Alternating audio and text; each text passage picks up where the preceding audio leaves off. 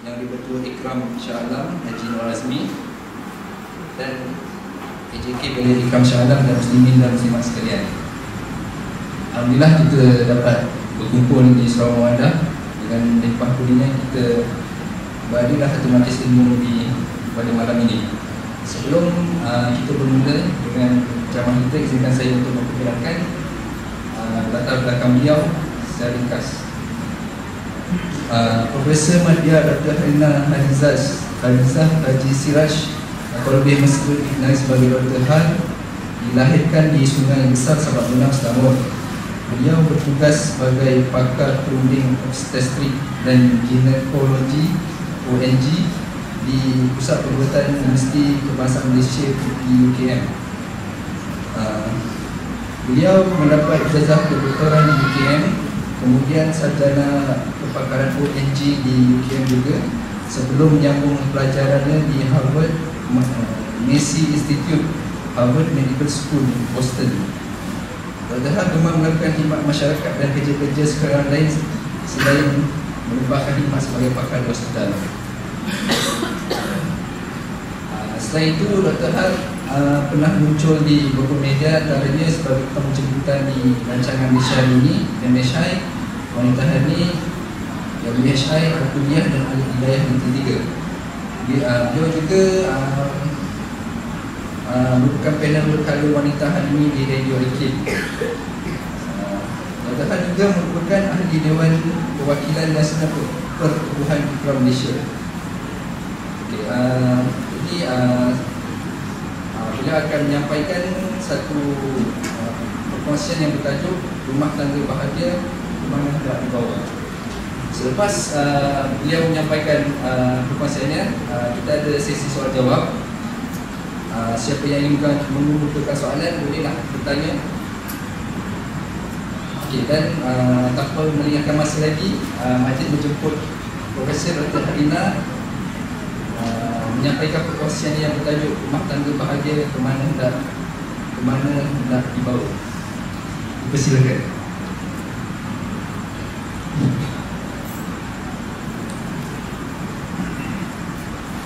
Terima kasih sudah hadir musim majlis. Bismillahirrahmanirrahim. Assalamualaikum warahmatullahi wabarakatuh. Alhamdulillahirabbil alamin, wassalatu wassalamu ala asyrafil anbiya'i wal mursalin wa ala alihi wa sahbihi ajma'in. Rabbi shrah li sadri wa yassir li amri wa hlul 'uqdatam min lisani yafqahu qawli. Saya kasih secara musim majlis, pengurusi dan jawatankuasa pengurusan Surau Al-Mawaddah, yang Ketua Ikram Shah Alam, seterusnya kepada sidang hadirin dan hadirat sekalian. Alhamdulillah kita ditakdirkan Allah bertemu pada malam Jumaat yang berbahagia ni, dan saya ingin nak mengucapkan ribuan terima kasih kepada pihak penganjur kerana sudi menjemput. Kalau tak dijemput macam ni, saya tak boleh ada depan ni. Satu, bila dah dijemput ni, mudah-mudahan kita dapat berkongsi masa dan juga pengisian. Tajuk yang diberi pada saya ni sebagai berjamaah perempuan memang selalu tajuk macam ni lah, rumah tangga bahagia, ke mana nak dibawa. Saya rasa kalau itu nak jawab soalan tu, saya rasa dalam seminit kita boleh habis kita punya perbincangan kita ni. Itu sekali rumah tangga bahagia ni kenalah bahagia di dunia dan di akhirat. Jadi kita nak bawa sampai ke akhirat tu, kebahagiaan itu. Tapi oleh sebab tu saya dah jawab awal-awal dah soalan ini. Cumanya dalam perbincangan saya nanti, dia lebih kepada bahagia tu sendiri. Boleh? Kita ni selalu duk cakap pasal bahagia kadang-kadang rupanya definisi bahagia saya tak sama dengan definisi bahagia tuan-tuan perempuan. Ada orang kita nampak orang susahnya nampak dia, tapi dia bahagia. Ada orang yang dia rasa dia bahagia tapi orang lain nampak dia tak bahagia. Jadi bahagia tu sendiri saya rasa kita perlu perdetailkan, kita perlu buatkan sedikit refleksi, dan kemudian kita pergi pada rumah tangga. Boleh? Berapa ramai sini yang dah berumah dan bertangga ni? Semua kat tangan? Pengurusi dah ke? Belum kan? Dah? Dia pun belum. Okey, semua cuma kat tangan siapa yang dah berumah rumah tangga? Kat tangan. Okey, yang kat tangan ni dia kena jawab ada satu questionnaire, ada satu soal selidik. Dia tak payah bagi-bagi kat saya. Itu semua adalah self test. Ya, sama ada bahagia ke tak bahagia rumah tangga you all ni. Kan? Dia tadi datang pun agaknya seorang pandang sana, seorang pandang sini. Ya. Ataupun nanti lepas ceramah ni dah jauh pula, betul lah ya. Tapi boleh tak pihak pengajar tolong edarkan siapa yang memang ada dalam rumah tangga tu boleh jawab, yang tak pun tak apa, boleh ambil juga ya. Simpan masa dah kahwin sekarang. Boleh. Ya. Sama-sama tu boleh buat ya soal selidik tu, sebab kita nak kena tengok sama ada rumah tangga kita ni bahagia ke tidak ya. Apa, siapa, di mana, kenapa, bagaimana, macam itulah cerita dia. Namun kita nak tanya satu soalan, mampukah manusia ni boleh bahagia? Mampu ke tidak kita ni ya? Dan selepas tu ya, selepas kita bertemu bahagia tu ke mana pula hendaknya? Okay. Kalau kita tanya pasal bahagia ni, macam-macam orang cakap kan. Apa dia yang selalu kita kata? Saya memburu bahagia ya, saya mengejar bahagia ya. Apa lagi? Saya menanti bahagia. Seorang bahagia ni benda, entiti yang boleh lari ya? Boleh dikejar. Apakah sebenarnya bahagia tu? Kan? Dan oleh sebab tu saya ni bukan promo ni ya. Di awal-awal tunjuk buku saya dulu ya. Sebabnya dalam buku saya ni ada 30 artikel. Salah satu artikelnya adalah Jalan Fitrah Menuju Kebahagiaan Hakiki. Jadi siapa yang nak lebih lanjut lagi ya, tentang pembacaan, mungkin boleh sampai dah ada buku tu dalam bawah ini, saya boleh sign autograf ya. Tapi saya memang tak bawa orang untuk jual buku di belakang. Itu bertentangan dengan prinsip saya. Nak cari sendiri ya. Cuma saya kata bahan yang saya akan cakap ni nanti datangnya dari situ ya. Janganlah pula nanti alah semua yang dicakap semua dalam buku dia. Memanglah, dan itu yang saya tulis ya. Takkanlah pula saya yang cakap yang lain pula. Jadi kat situ sudah ada tentang Jalan Fitrah Menuju Kebahagiaan Hakiki. Kat situ saya bincangkan sebenarnya bahagia ni ya, apakah sebenarnya dia. Jadi saya definisikan kat sini dulu. Bahagia tu apa? Bahagia ni sebenarnya satu perasaan, satu emosi yang positif. Betul ya? Siapa yang rasa bahagia tu adalah satu emosi yang negatif? Ada? Tak. Kalau kata bahagia tu ya, kita akan rasanya satu emosi yang positif. Dan sebenarnya amat kompleks ya. Dia bukannya satu rasa saja, dia banyak cerita rasa. Dia adalah gabungan beberapa emosi lain. Antaranya, ni antara saja, suka ya, puas, apa lagi? Gembira, lega, kan? Syukur, tenang. Lagi? Sebab ada tak lagi yang agaknya perasaan yang menggambarkan bahagia ni? Ya? Ada tak? Ya, ini antaranya lah. Jadi selalunya bila kata inilah bahagia tu, kita kena tahu emosi ni datang dari mana. Ya? Kita orang belah-belah sini ni, kita tak berapa pandai sangat ya, menguruskan emosi ni. Kita ni tak berapa ekspresif orang ni ya. Marah ke? Tak. Habis tu suka? Tak juga. Habis rasa macam mana? Apa-apa je lah ya? Itu tu yang buatkan kita ada masalah ni ya. Sebabnya emosi kita tidak sangat kita uruskan. Sebab kita rasa orang yang kuat ni adalah orang yang mengetepikan emosi dia ya. Oleh sebab tu dah khususnya orang lelaki. Orang lelaki dia memang kena betul-betul belajar ya, macam mana nak menguruskan emosi tu. Kalau tak dia jadi lain pula lah ya. Dan dia ada implikasi kepada orang yang hidup bersama dengan kita.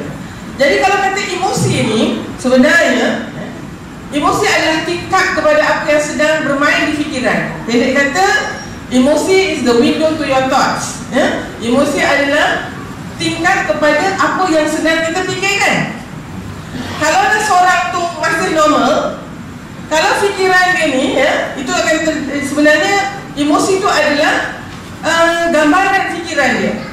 Kalau emosi dia, fikiran dia positif, dia akan merasakan emosi yang positif juga.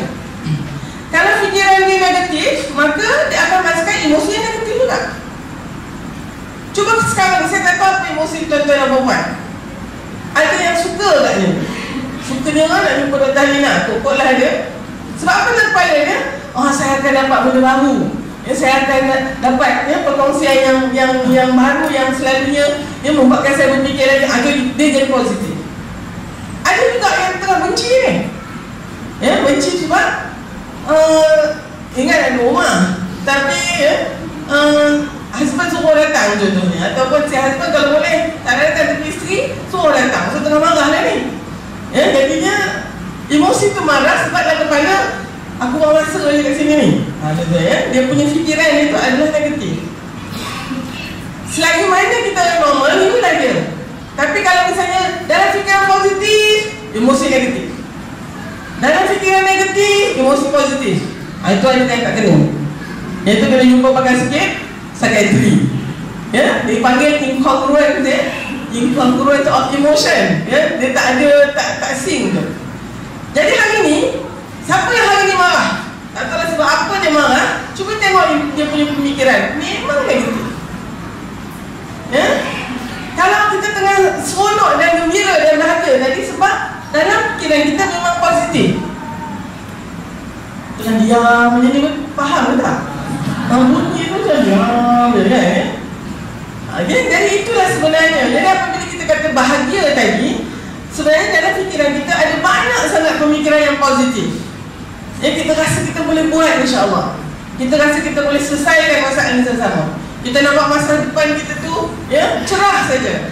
Tapi sebaliknya, kalau kita sedang ditimpa gundah gulana yang dalam otak tu, bila aku ni macam ni, macam mana ni, semuanya kita rasa tak menjadi. Contohnya ni saya ambil sikit daripada Dr. Ismail Kamus. Siapa dia orang bahagia? Saya cari sesi ni yang paling senang nak define. Orang yang bahagia ni, dia tak boleh cakap saya bahagia macam tu. Serupa dengan orang ikhlas juga lah. Saya ikhlasnya nama saya Muhammad Ikhlas. Tak tentu lagi. Padahal kalau ulama kita, siapa yang rasa dia ikhlas, dia kena cari lagi ikhlas masa tu. Sebenarnya dia belum ikhlas betul lagi lah. Rupanya orang yang bahagia ini ada tanda-tandanya. Nak dispute atau nak setuju, terpulang. Tadi kan kita go through 11. Pertama, orang ini kurang bercakap, melainkan yang perlu saja. Yang ini saya tiba-tiba terpukul lagi. Saya banyak boleh cakap. Jadi orang yang beletih agaknya memang tak bahagia. Beletih kan? Nek. Ataupun antara kita ni memang yang ada orang cop kita ni mulut murai. Bila bercakap tu memang kita tak boleh berhenti. Kenapa agaknya dia tidak menimbulkan bahagia kalau banyak cakap ni? Sebab bila banyak cakap, banyaklah salahnya. Banyaklah yang terlepas kata, banyak yang terputus rasa. Jadi rupanya kalau orang bahagia ni, dia tak berapa banyak cakap lah. Betul lah orang pendiam kan? Orang pendiam tu maknanya dia bahagia? Tak tentu lagi. Tapi maksudnya dia bercakap benda yang perlu je. Kalau tak dia diam je, senyum je. Kedua, dia sentiasa merendah diri. Rupanya orang yang membangga-bangga diri tu, dia tak bahagia. Do you know who I am? Saya pergi hospital ni, ya Allah, biasa benar dengar. You know who I am? Kadang saya kata juga, dia kata, do I need to know? Macam tu kan? Kadang-kadang bila kita dengar, okey, siapa, kincin ni siapa? Saya ni. Anak saudara kepada tukang masak dan menteri, contohnya. Dia anak saudara je pada tukang masak PM, contohnya. Tapi main lagi lah Dan bab merendah diri ni, saya rasa dia memang tak boleh dibuat-buat lah. Orang bahagia dia yang mampu merendah diri sebab dia sudah ada satu keyakinan diri yang tinggi. Saya ingat Abdullah Al-Mubarak, dia kata belajar ilmu ni sampai kepada menyampaikan manusia kepada 3 tingkatan. Mungkin dia dah dengar lagi. Tingkatan yang pertama, seorang itu menjadi seorang yang sombong dan bongkak. Inevitably, itu orang putih itu. memang akan jadi sombong. Sebab dia rasa dia pandai. Siapa orang yang paling sombong kalau dalam akademik atau dalam ni? Yang baru lulus. Kalau yang sudah pakar sekuan ni, obstetric and gynecology ni, yang paling sombong sekali doktor yang ada dekat buat tu, yang baru lulus malam. Oh, sombongnya, ya Allah. Sebab dia rasa dia lah yang tahu segala-gala ni.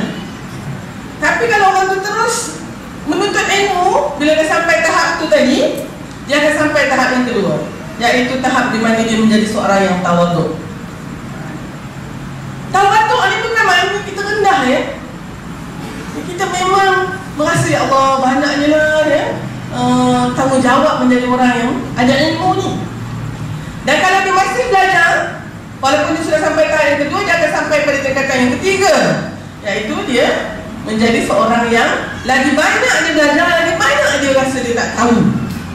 Dan ketika ini dia akan menjadi seorang pelajar semula, tapi pelajar yang cerdik dan yang amat disayang oleh gurunya. Jadi hari ini kalau kita nampak orang sombong tu, especially kalau sombong ilmu dia, tak kira lah dekat keyboard warrior ke cyber trooper ke, oh ya, senang je nak jaga hati kita ni supaya kita bahagia. Kita kata, baru tingkatan 1. Baru tingkatan 1. Kita ni pun orang sombong juga. Jadi kalau tengok berlaga, berlawan pandangan tu, ya Allah, kerana saya tengok, memang semua ni tingkatan 1 lah. Ya, itu menjadi sombong sangat. Maka rupanya sombong ini kita tak boleh bahagia kerana itu bukan sifat fitrah manusia. Sombong bongkak ni adalah ya, sifat Allah. Allah saja yang boleh sombong kan? Sombong dan bongkak dan takabur itu hak Allah. Kan? Hadis sahih, hadis kursi, ya? Sombong itu ya adalah selendang tu. Maka kita ni, siapa yang tengah hati tak bahagia tu, cuba cek sikit. Memang ada rasa sombong. Suami sombong dengan isteri, isteri sombong dengan suami. Itu yang macam mana nak bahagia rumah tangga tu. Yang ketiga, dia berkasih sayang sesama makhluk. Dia bukan sayang dengan orang sama-sama Jawa dia tak, atau sama-sama kulit sawo matang macam ni dia tak. Semua makhluk Allah dia rasa datang sayang dulu, bukan benci dulu. Dengan makhluk Allah yang lain, ya, dengan kucing ke anjing ke, dia ada rasa kasih sayang tu. Ya, dia jadi kontroversi pula. Waktu tu saya nampak ada satu banner, I want to touch a robot. Oh, bagus pula campaign itu ya. Dia nak ajar budak-budak ni suka dengan robotik ni. Dia punya campaign, I want to touch a robot. Okey lah juga tu ya. Tapi yang maksud dia macam ni memang sayang dengan makhluk. Yang keempat, dia suka bersahabat dengan orang soleh. Saya udara kata kawan saya 2-3 orang nama Saleh, tak tentu lagi. Ya, dia orang yang soleh. Mudah-mudahan kita tahulah, kalau kita ini orang yang soleh, maka kita akan dapat sahabat orang soleh juga ya. Yang kelima, orang yang bahagia ni dia menjauhi benda yang haram. Yang haram tu, yang jelas haram tu, dia memang dia tak selera lah. Dia tak ada teringin. Kalau kita masih teringin tu, maknanya agaknya kita tak bahagia lah.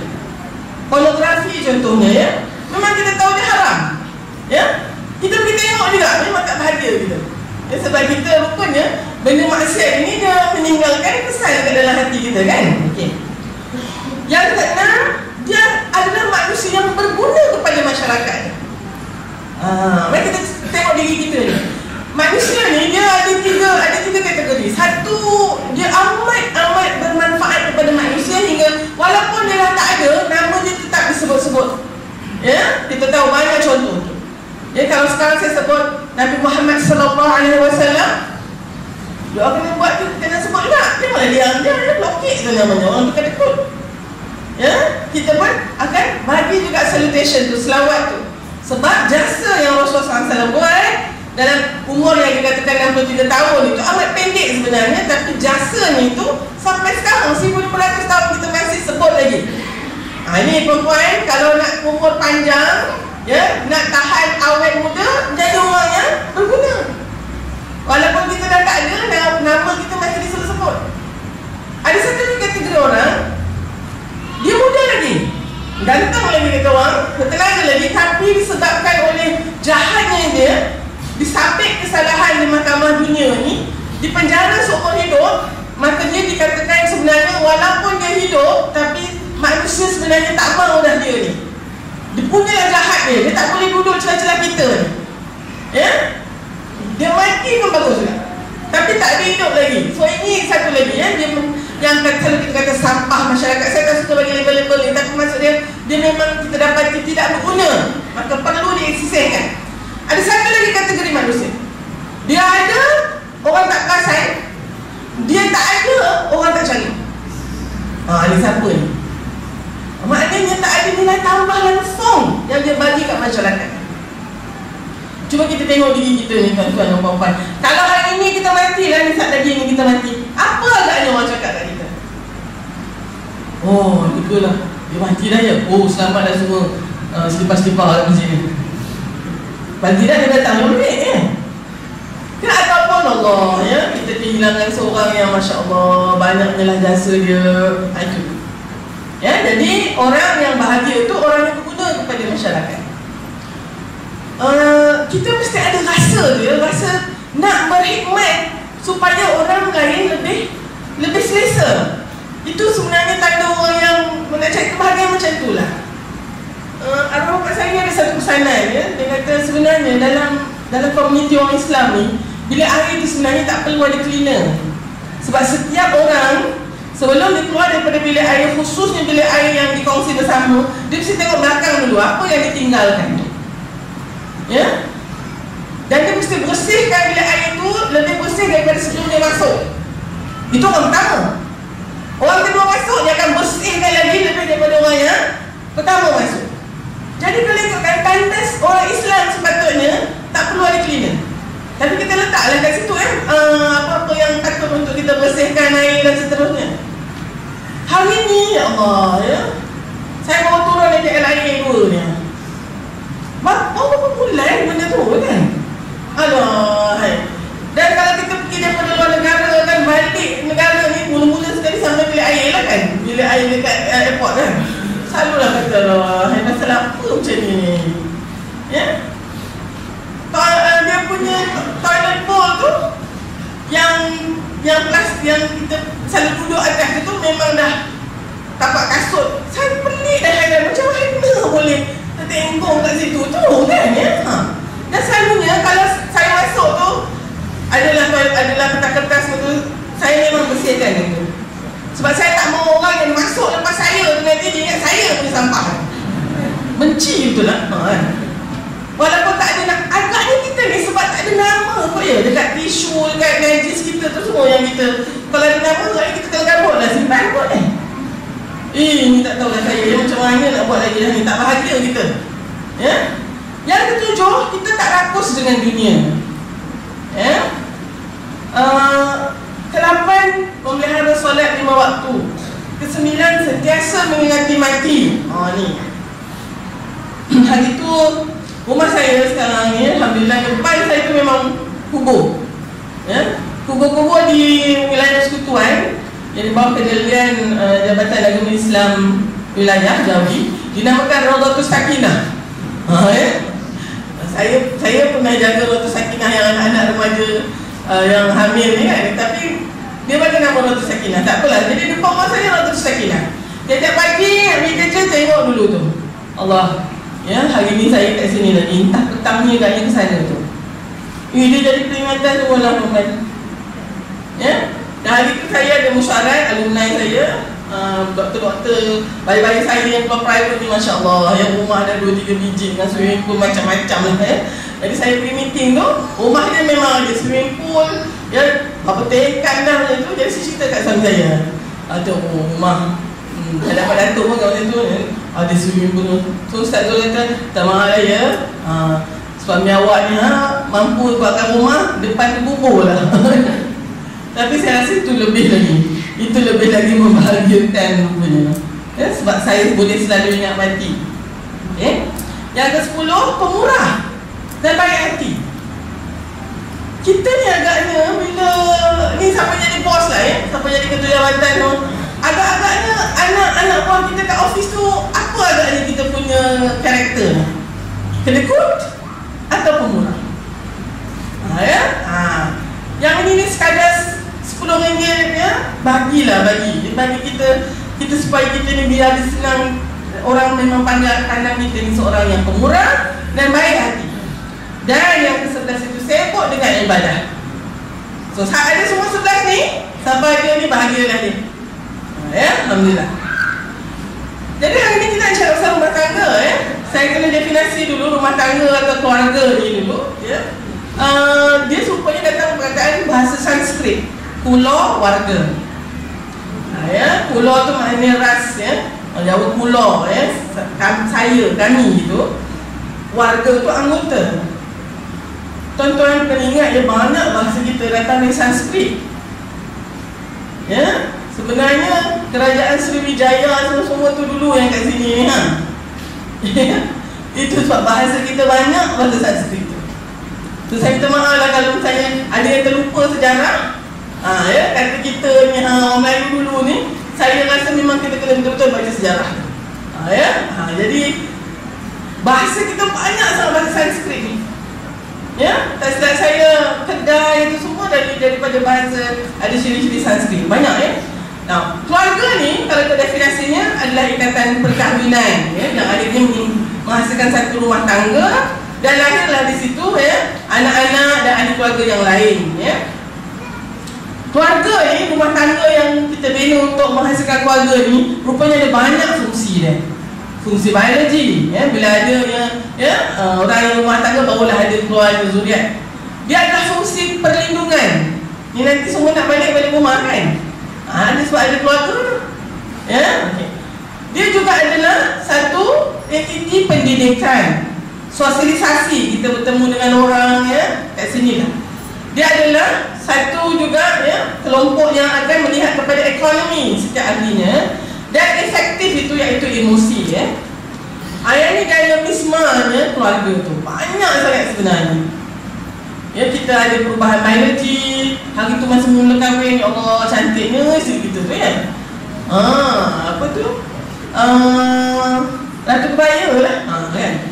Kita pun dengan cybernya lah hari ni ya Allah ya. Bila anak-anak nampak gambar kita, ini kebaya ni ya. Kejut dia.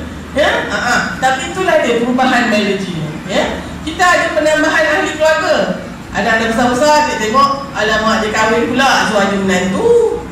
Bila ada menantu, ada pula tok besan. Dah kita ada pula ni ya. Dan itu sebabnya keluarga kita memang very dynamic. Oleh sebab itu ya, aspek kebahagiaan ataupun ya aspek tidak bahagia itu amat saling berganti. Tahun ni bahagianya, ya Allah, tahun depan dia merudum pula kita. Jadi dia very dynamic ya, bahagia itu sendiri.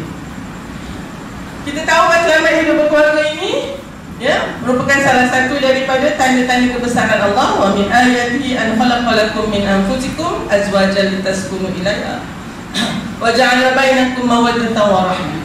Ya. Rupanya kita ni diciptakan pasangan-pasangan ini dari golongan kita sendiri. Nasib baik tak kita kena kahwin dengan jin ke ya? Sama-sama manusia untuk litaskunu ilaiha, rasa tenang, bahagia tadi tu ya, tenang. Dan adanya mawaddah dan rahmah. Ini biasa ni kan.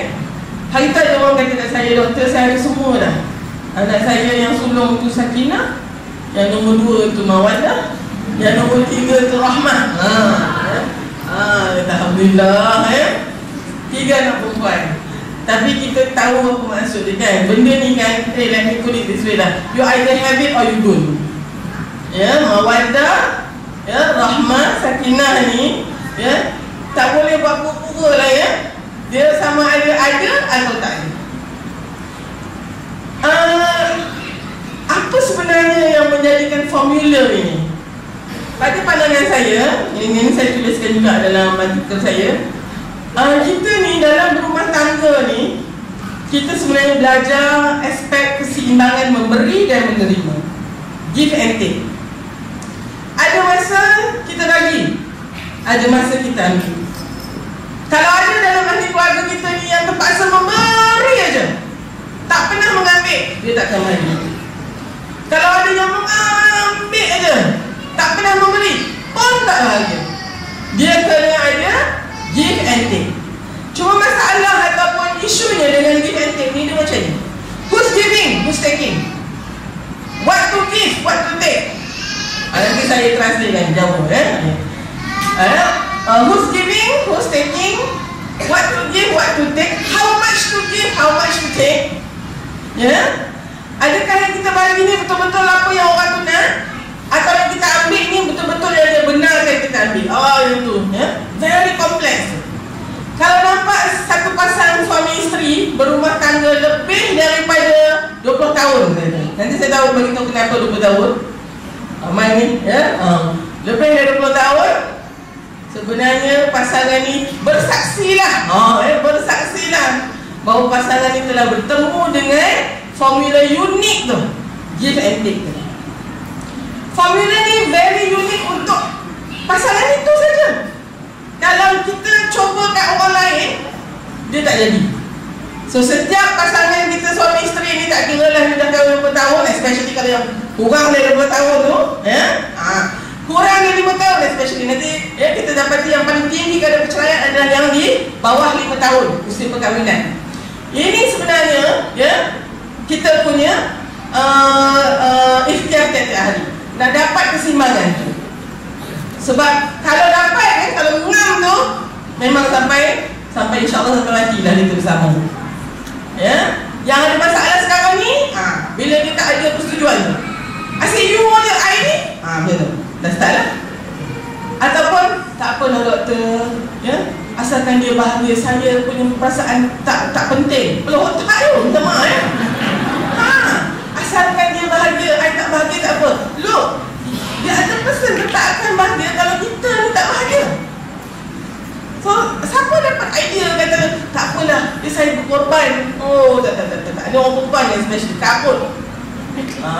Kabut marut tu. Jadinya kita memang kena tahu ni. Itu sebabnya siapa yang ada komunikasi yang telus, cuba mudah. Hari ini saya nak minta saya punya share, boleh? Selalu kata okey, tapi besok saya punya pula. Okey. Tapi senang, semuanya put on the table. Tapi tak ramai yang macam tu. Asyik-asyik, especially orang perempuan, takkan dia tak tahu doktor. Saya dah jadi isteri dah 10 tahun. Kata, puan bukan kahwin dengan Superman. Superman ni dia boleh lah baca fikiran puan tu. Orang lelaki langsung tak tahu tu. Ada pula antara kita ni hanya simpan benda-benda yang kita hati tu simpan sampai 10 tahun. Tinggal bila suami, awak ingat tak bang 10 tahun lepas? Terkejut suami. 10 tahun. Saya ingat lagi hari tu. Kat sini ni lah. Awak pakai baju apa pun saya ingat. Saya pakai tudung apa pun saya ingat. Macam tu tadi. Aduhai. Tapi itulah dia dalam konteks ini, ada orang tu boleh hidup dengan orang macam ni. Masya Allah, itu memang pasangan dia. Kalau saya tak dah lama dah lari. Tapi itulah dia nak cari keseimbangan tadi tu. Dan insya-Allah siapa yang dah bertahan dalam perkahwinan dia tu, tahniah lah. Sebab you have found your unique formula. Formula tu orang tak boleh ambil. Orang lain boleh tengok aje lah, but you yourself kena cari sendiri. Okay? Dan inilah antara perintah dan tanggungjawab kita nak memelihara diri kita dan keluarga kita daripada api neraka, nak menyuruh ahli keluarga kita solat dan sabar dalam menyertakannya. Sebenarnya kan Allah tak minta rezeki dari kita pun, tapi kita ni lah yang memohon rezeki dari Allah. Kita kena berakhlak dalam keluarga kita, dan ini selalu saya nak katakan, bila Rasulullah SAW berkata tentang khairukum li ahli wa ana khairukum li ahli. Memang Rasulullah dah tahu dah. Kalau Rasulullah tak letak wa ana khairukum li ahli, itu ramai lah para suami yang perasan itu paling baik lah. Yang paling baik antara kamu adalah yang paling baik akhlaknya dengan ahli keluarga isterinya tu, dengan isteri dan anak. Tapi sebab kunci kat situ, dan akulah yang paling baik terhadap ahli keluarga. Terus sekarang minta maaf tuan-tuan, kalau ada yang perasan awak tu memang akhlak paling baik, kami akan ingatkan rasa-rasa dengan Rasulullah tadi baik kan? Tak punya. Memang masih lagi Rasulullah SAW itu yang terbaik. Jadi Mungkin itu untuk menyedarkan kita bahawa kadang-kadang tu saya mungkin tak ada yang nak menegur. Oleh sebab tu kadang-kadang tingkah laku ahli keluarga ni kadang-kadang melampaui batas pun tak ada orang yang menegur. So ini adalah satu teguran yang paling halus dari Rasulullah SAW.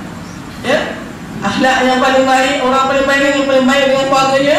So memang kita tengok kita punya akhlak macam mana. Antara kita ni kadang ada yang dengan kawan-kawan Allah baiknya, tapi kasarnya dengan keluarga. Kalau dengan kawan-kawan lepas surau, lepas isyak macam ni, tapi dia balik rumah, dia jadi Mr. Dr. Jekyll dan Mr. Hyde. Dia ada dua personality pun ada juga.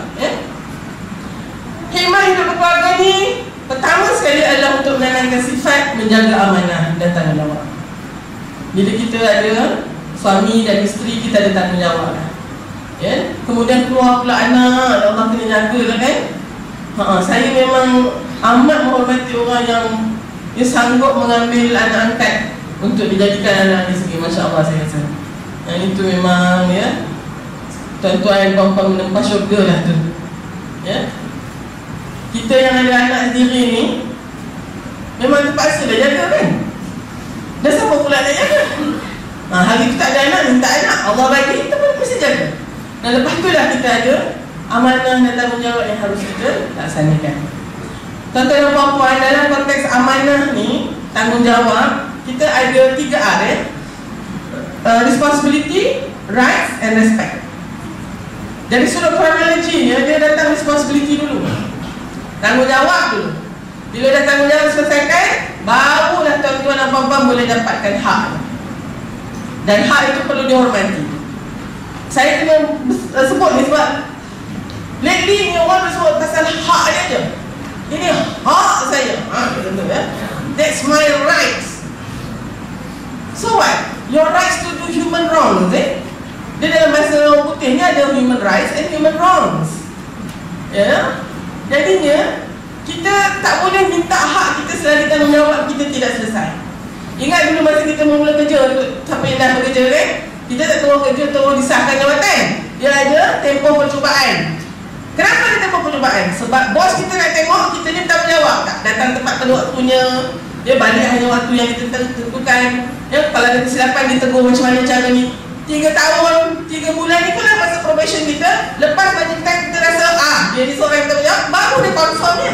Lepas kita confirm jadi employee of that organisation ke ataupun company tu, barulah boleh ada right sebagai employee ni. Barulah ada boleh pinjam locator, boleh ada medical benefits. Sebelum tu tak ada. Sebab you have not proven that you are responsible enough. So siapa ni antara suami isteri ni? Tolonglah jangan sebut hak tak habis-habis, sedangkan tanggungjawab langsung kita tak tengok. Nak menyuburkan kasih sayang dan pengorbanan menjadi motivasi untuk mencapai hidup dunia dan akhirat. Sebab bahagia ni kena sampai ke akhirat. Kita nanti ke akhirat sama-sama juga lagi kan. Nak sama lagi macam duduk di dunia ni. Mengikis perasaan mementingkan diri sendiri. Memang bila lepas berkahwin kita punya mi tu, bukan lagu mi tu, mi tu tu dia terbalik jadi wi. Semuanya wi dah. Kita sekarang tak boleh dah nak ikut suka kita. Dan dia membentuk ciri kepimpinan, kerja berpasukan dan saling bergantungan. Saya amat bimbang melihat pasangan suami isteri yang very detached. Dia nak buat apa buat dia lah doktor. Asalkan dia tak ganggu I, tu semua kena tu. Husband dia pergi mana tak ikut dia. I don't ask, I don't bother. Sebab I pun tak nak dia tanya I. Ni macam mana ni? Itu satu yang very detached. Yang itu pun tak boleh juga. Kena ada saling bergantungan. Tapi tak nak juga too dependent. Semua abang. Bila abang tu tak dekat pendek umur, macam mana ni nak bayar aku tak pandai, nak bayar ni tak pandai. Dia tak boleh nak juga sampai bergantung macam tu. So apa-apa pun pertengahan tadi. Ada tak? kita audience ajak ke depan agak muat. Oh, ada yang duduk kat luar, masya-Allah, main ke depan. Ni banyak lagi tempat ni. Ni audience mana ni? Lelaki perempuan ni? Lelaki. Amir datang sini. Dapat sikit Dr. Halina tak I don't bite. Boleh ke depan lagi kan? Yang orang perempuan cukup? Cukup, orang perempuan cukup. Boleh ke depan lagi? Tuan-tuan? Jangan duduk kat pintu lah ya. Block aja pintu. Okey. Yang ni apa yang dinyatakan oleh Profesor Abdul Rahim Omran ya, dalam buku dia Family Planning in the Legacy of Islam. Ya, siapa yang nak merujuk tentang family planning tu, saya showkan buku ni ya.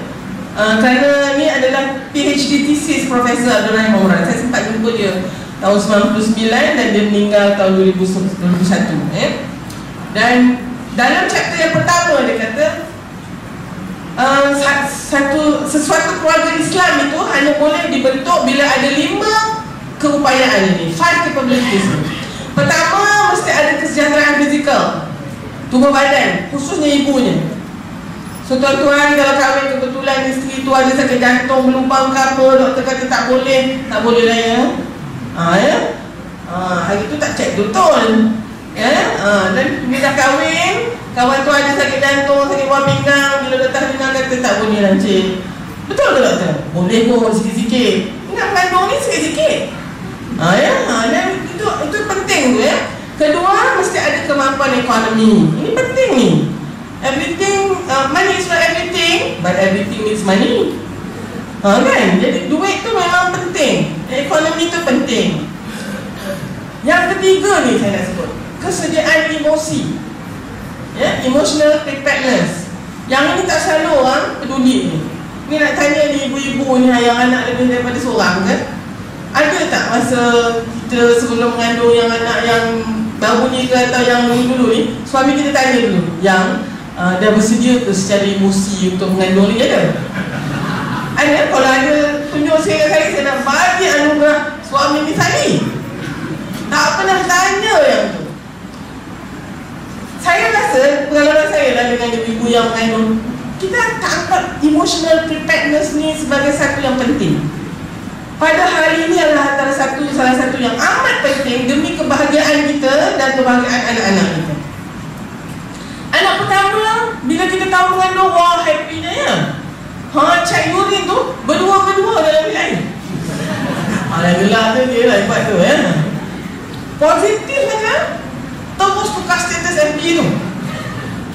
Pergi ambil gambar urine stick tu, pergi ambil, tolonglah yang benda-benda tu tak payahlah ya. Hari ni saya tak tahu dah, tak ada lagi dah yang private, semuanya public. Lepas tu datang jumpa saya, kita buat ultrasound, nampaklah barulah 6 weeks kan. Barulah nampak satu lah bulatan kecil tu orang dengan bunyi jantung kan. Ya, kita tanya ni nampak tak ni, ni jantung ni lah. Dua-dua macam nak masuk dalam skrin tu. Punya lah happy. Ada yang over juga lah. Doesn't look like you. Saya kata, minta maaf ya cik, saya pun tak tahu mana kepala ke badan lagi. It cannot be looking like either one of you. Itu bila kata, okay, ni bahagia sangatlah yang muka tu. Dia minta maaf lagi tuan-tuan. Sebenarnya bila kata isteri tu mengandung, yang paling bahagia ni suami. Dia rasa terbuktilah kejantanan dia tu. Minta maaf lah proven. Tu yang ya, in club 9 orang putih. Kemudian bila saya kata okay, we'll see you after 8 weeks, duduk jukil mata dia saya. 8 weeks? Bukankah next week orang kena datang lagi? Banyak cantik nak tengok you tiap minggu lepas tu sikit-sikit scan. Nak scan. Ada ambil lah scan sheet ni buat balik. Itu lagi. Bila kat office orang tanya, you ni berapa bulan? 24 weeks 3 days. Dia tahu. Ya. Apa tu? Calendar yang ada horse racing kan? Ya. Tiap-tiap hari dia pangkah. Bila nak beranak tu, ya Allah, shopping. Semua lah nak beli. Stroller, ya, kasit, semua dah beli. Itu anak pertama. Ya. Bila dekat ward sebelum discharge, kita tanyalah, so how big is this family gonna be? Besar mana anak kita? Oh doktor, kita ikut je. Allah berkata sebelah-sebelah ya. Action Lepas tu kita kata, bila agaknya kandungan yang akan datang? Oh, lambat lagi 3 tahun, 3 tahun. Mostly memang nak 3 tahun. So saya katalah, macam mana tu nak pastikan bahawa 3 tahun nanti baru mengandung? Rahim kita ni dia tak ikut mulut kita. Ya? Doktor jangan risau. Kita yang look after ourselves. Lepas tu, anak baru 6 bulan. Ada yang baru 5 bulan. Dia tengok dah start loya-loya dah. By then, isteri ni kata, takkan kot.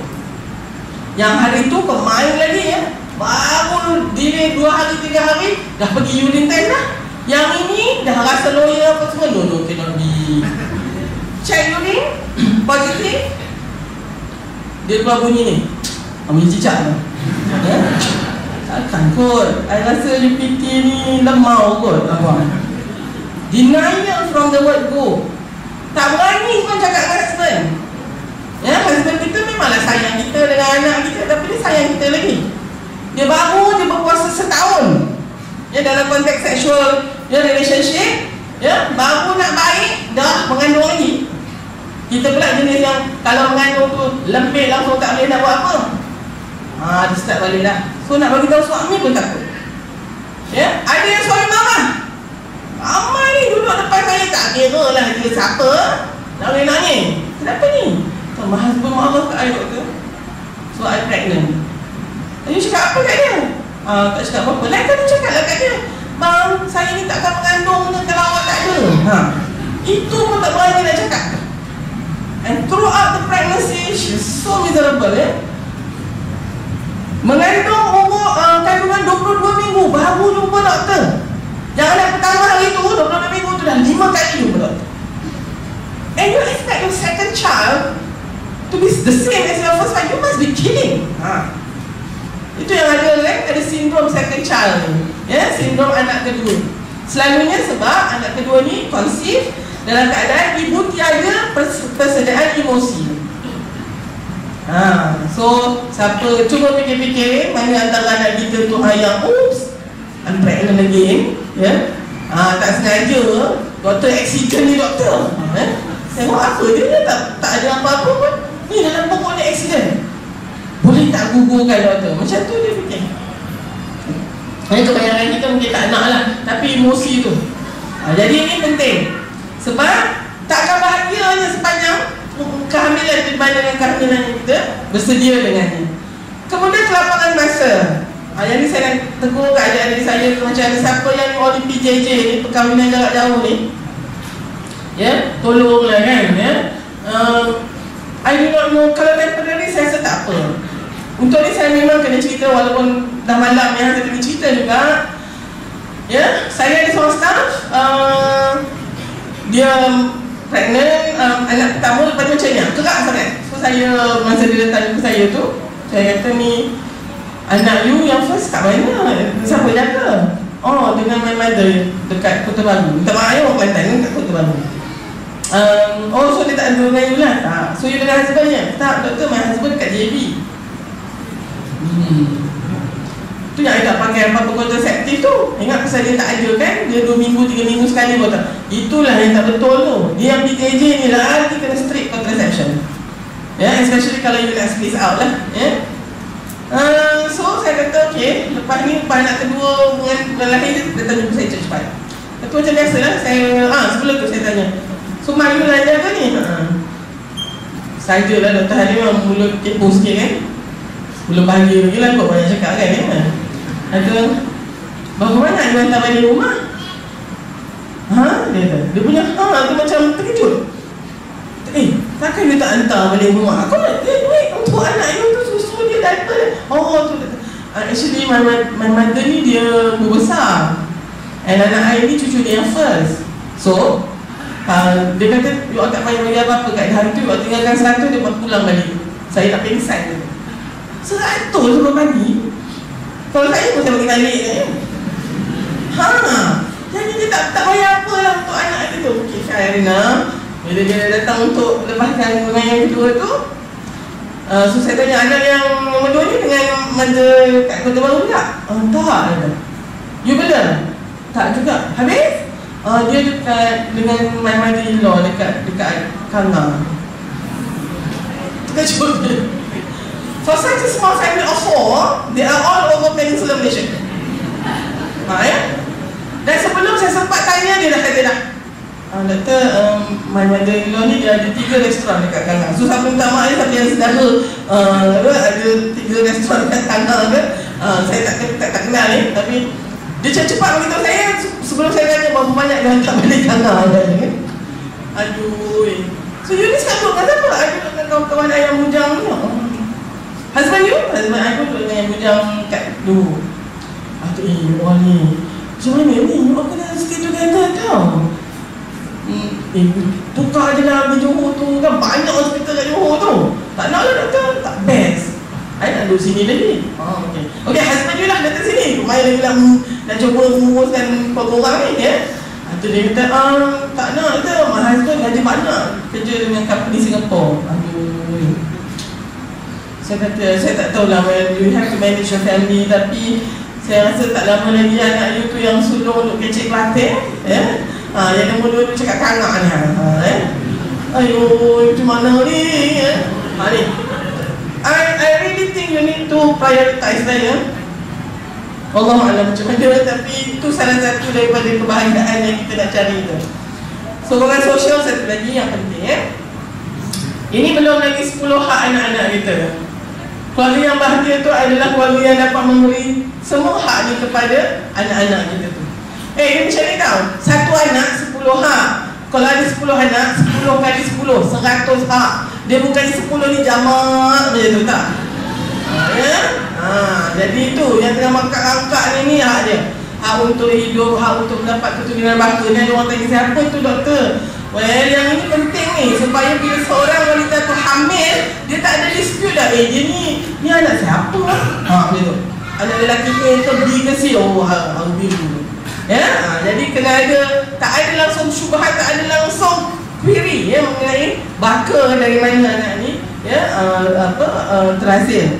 Diberi nama yang baik ya, masya-Allah ya. Anak kita sekarang, seorang anak kita nama untuk 3 orang. Muhammad Anwar Syamil. Itu 3 orang punya nama tu. Ya, kita tak adalah nama cantik-cantik dah sekarang ni. Dulu-dulu kalau Datuk Cengah ya, dia kata maknya Mazna, bapaknya Daud, anak jadi Mazda. Tak tahu lah ada ke tak. Bapaknya Yahya, maknya Mahani, Yamaha. Sekarang tak ada dah. Sekarang nama Yamaha. Tapi panggil tu cowboy je. Girl je pula. Aduh kan ya. Ini nama yang baik tu dia sebut. Peluang asas penyusuan ibu adalah hak anak kita ya. Siapa yang tak nak menyusukan anak tu, nanti anak akan claim lah kat sana ya. Minta maaf lah. Selalu kata, doktor, anak I tak nak lah susu. Minta maaf lah puan ya. Anak kita ni nak susu kita. Selalu kalau yang kata anak tak nak ni sebenarnya maknya dulu yang tak nak. Susu kita ni dia very priceless commodity ya. Dia bukan commodity pun, dia anugerah Allah untuk anak manusia ni. So dia hanya akan banyak kalau maknya rasa bahagia memberi susu tu.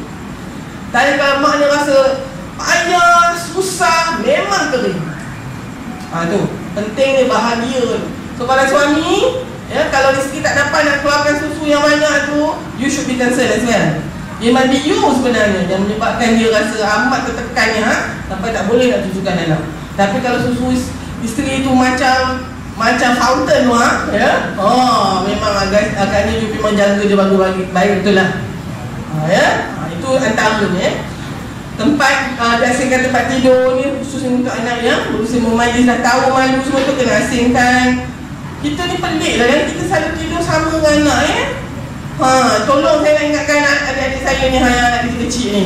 Anak tu memang kena separatekan, bukannya tidur atas katil tu ya. Katil kita tu kena jadi macam katil masa you kahwin yang ambil gambar ya. Dekat tepi kebun getah lah, dekat tepi taksir lah kan. You apa tempat tidur kena cantik macam masa hari kahwin tu. Ini tak, atas tu lah semua ya, dengan minyak telurnya, dengan diapersnya.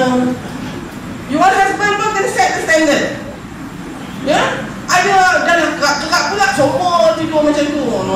maaf lah, come on lah kan. Ya?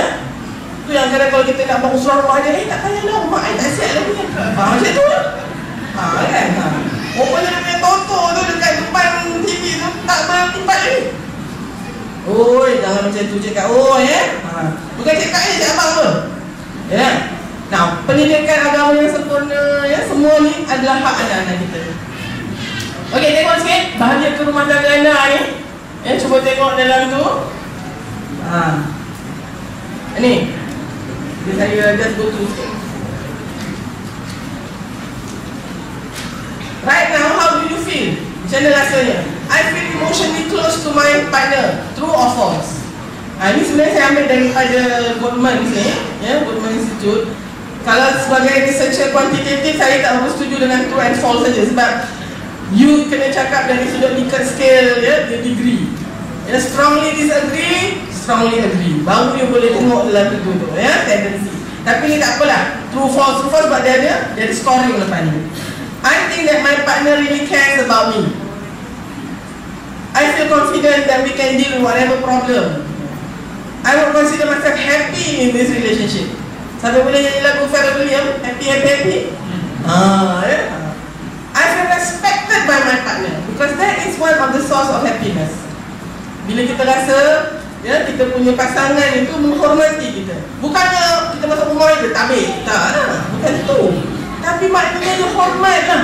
Hormat kat kita, hormatkan mak ayah kita tu yang paling penting. Bila mak ayah kita datang, dia buat tak peduli je. Dia balik lambat, dia ada main bola dengan kawan-kawan. Macamlah mak ayah kita yang balik, yang datang dari balik ni, dia tak ada harga pun. Siang korang belajar kalau macam tu. They are not respecting, ya. Bila dia tak buat macam tu, tak ada. Sopo juga dengan you.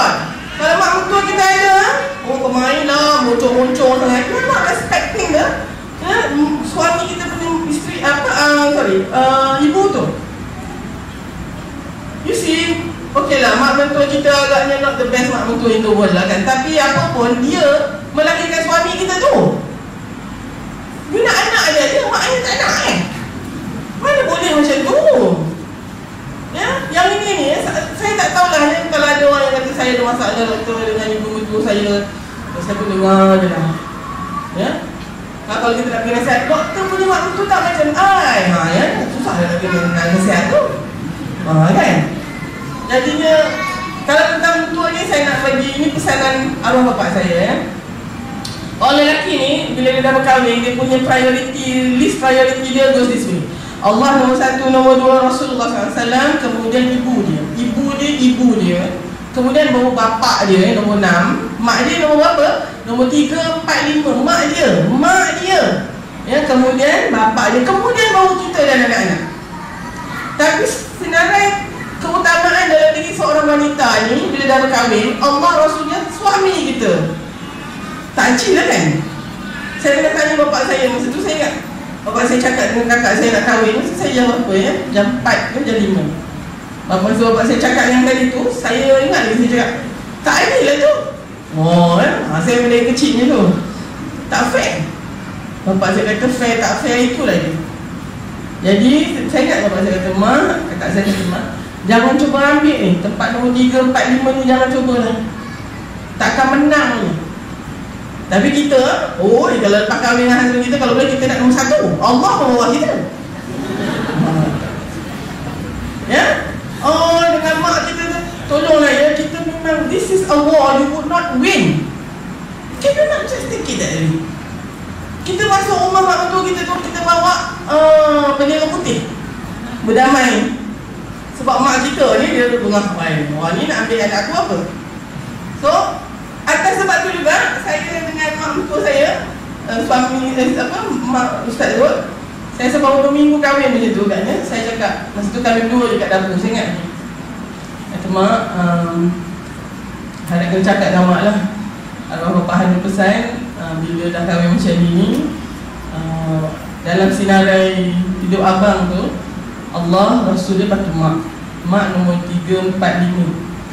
Lepas tu pak, lepas tu baru hari dengan anak-anak nanti lah tu ada.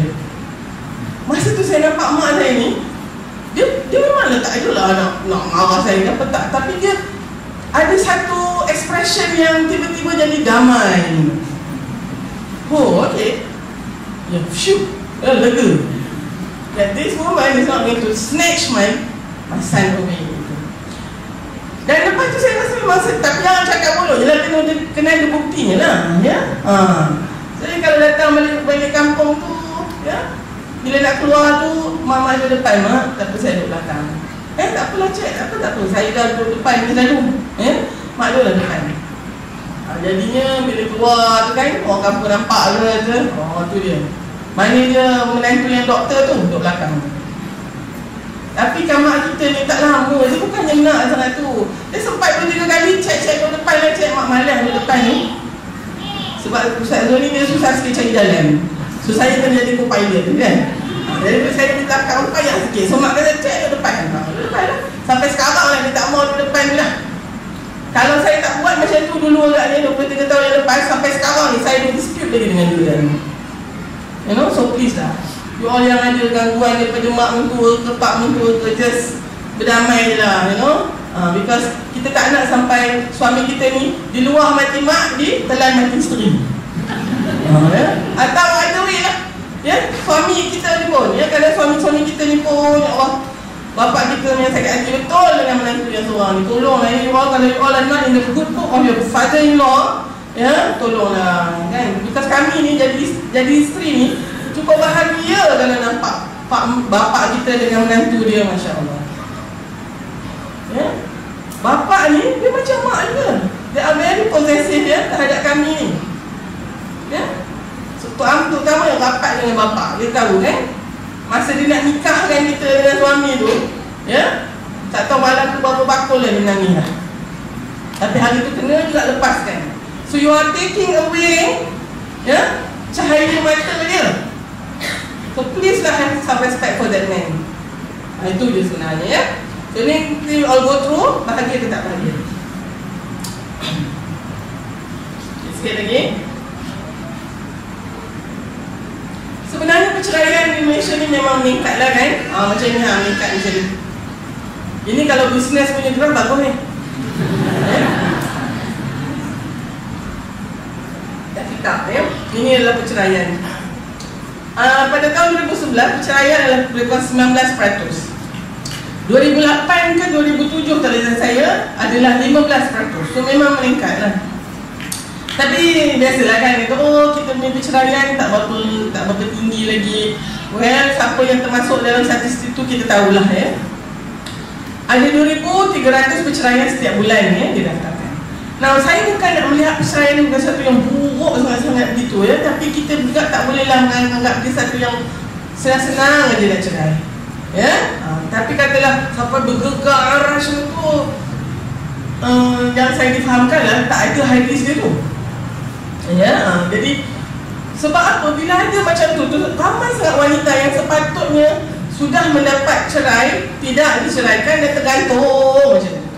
Sebabnya takutlah doktor nanti berceraikan bergegar arash Allah tu. Hebat kau ni ya. Bila kau cerai bergegar arash Allah tu. Kan? Dan disebabkan ini saya rasa kita kena very fair. Ada wanita yang memang sepatutnya tak boleh dah dalam rumah tangga tu, maka eloklah ya pilih jalan keluar. Tapi bukan senang-senang aja hari ni kahwin besok cerai, bukan begitu ya. Perceraian kalau ikut usia perkahwinan, yang 1/3 adalah perkahwinan yang kurang daripada 5 tahun. Siapa yang baru kahwin tu ya, 5 tahun tu belum apa-apa lagi lah cik adik pun. Ya, not tested lagi. Dan yang kedua lepas tu 27% daripada perceraian adalah yang 6 ke 10 tahun. Jadi lebih kurang 2/3 daripada perceraian yang berlaku adalah pada perkahwinan kurang 10 tahun. Apa implikasinya? Kurang 10 tahun ni dia ada anak kecil-kecil. Ya, dan itulah dia ya, hari ni generasi Z kita dan Gen Alpha kita, dia nanti keluarga dia tak besar. Kita dulu kan 8-10 daripada satu mak satu bapak tu lah kan. Hari ni nanti anak-anak Gen Z kita, dia keluarga dia tak besar sebab mak ayah dia kahwin lambat. Umur 30 baru kahwin. Ya, dapat anak umur 31, dapat anak 2 cerai. Kemudian mak ayah kahwin lain pula. So dia mungkin ada 4 atau 5, tapi 2 je yang sama bapak sama mak, yang lain tu sama mak lain bapak, sama bapak lain mak, macam tu. Dia panggil lateral family. Itu nanti akan jadi 70% perceraian disebabkan orang ketiga. Dan saya rasa kena sebut lagi ini, kerana 80% orang ketiga tu pula adalah rakan sekerja. Faham ni? Daripada 10 yang cerai tu, 7 tu disebabkan adanya orang ketiga. Dan daripada kumpulan orang ketiga tu, 80% orang ketiga tu adalah rakan sekerja. So oleh sebab tu kita ni sekarang semuanya bekerja, Dulu-dulu kalau nak kata yang curang ni, dia curang. Boleh tak saya sebut ni pasal curang? Ingat tadi rumah tangga bahagia, tiba-tiba curang. Ini jadi isu sekarang. Nama lain kecurangan, main kayu tiga. Bahasa Indonesia selingkuh. Selingkuh tu maknanya curang. Sebenarnya curang ni adalah satu bentuk pecah amanah. Guys, please lah mungkin ni first time dengar. Tapi kecurangan adalah satu bentuk breach of trust. Dia adalah satu pecah amanah. Berlakunya pengkhianatan dalam sebuah hubungan eksklusif antara individu. Kita expect bila suami isteri tu eksklusif. Tiba-tiba adanya orang ketiga. Nah, orang ketiga ni macam mana boleh menyelit kat situ tu? Sebab yang dua ni dah renggang. Kalau you all rapat, memang takkan ada orang ketiga masuk. The fact that boleh ada orang ketiga kacau rumah tangga kita, dia sebenarnya memberikan amaran kepada kita ada something very wrong with the relationship. Tapi selalunya bila ada orang ketiga tu, siapa yang kita tag? Perempuan? Yang betina tu lah doktor. Dia tak betina. Hari tu perempuan, sekarang betina. Apa yang betina tu ada yang I tak ada? Tak ada. Patut the question is, what has happened to our marriage that this orang ketiga boleh masuk ni bang? Kan? What is happening? Patutnya jadi muhasabah diri, tapi tak. Dia selalunya jadi tempat. Timbullah rasa tak percaya. Kecurangan tu dua jenis, kecurangan emosi dan fizikal. Impak dia hilang kepercayaan. Yang ni saya nak minta maaf pada suami. Kami ni kan, kita percaya kat suami ni, Masya Allah. Tapi kalau once you breach our trust, dia macam kaca tu, dia ada cala dia tak? Kalau tak pecah lah. Kalau pecah habis. Kalau tak pecah lagi dia salah. Sampai kiamat dia tak boleh bayar cala. Dan masa tu lah nanti dia ada kerja tambahan. You dah tidur, dia ambil handphone you. Yang ini perempuan tolonglah. Doktor, sekarang ni saya kena tengok handphone ni doktor sebelum tidur macam-macam.